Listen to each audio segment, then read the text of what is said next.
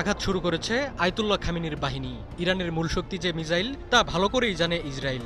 বিষয়টি মাথায় রেখেই আয়রন ডোম দিয়ে নিজেদের আকাশ ঢেকে ফেলেছিল ইসরায়েল। ভেবেছিল সহজেই ইরানি মিসাইল ঠেকিয়ে দিতে পারবে তারা, কিন্তু আয়রন ডোমকে দুর্বল প্রমাণ করে সরাসরি মধ্য ইসরায়েলে আঘাত এনেছে ইরানি মিসাইল। অবশ্য আয়রন ডোম ব্যর্থ হওয়ার ঘটনা এবারই প্রথম নয়।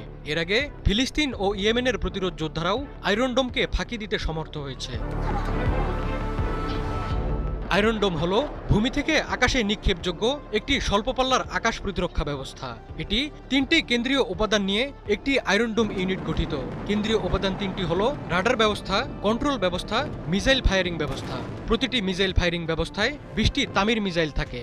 ধেয়ে আসা শত্রু মিসাইলকে চিহ্নিত ও তার গতিপথ শনাক্তের কাজ করে আয়রন ডোমের রাডার ব্যবস্থা। এই তথ্য পাঠানো হয় অস্ত্র নিয়ন্ত্রণ ব্যবস্থায়। পরে ধেয়ে আসা মিসাইল আকাশেই ধ্বংস করতে আয়রন ডোমের লঞ্চার স্বয়ংক্রিয়ভাবে তামির মিসাইল ছোড়ে।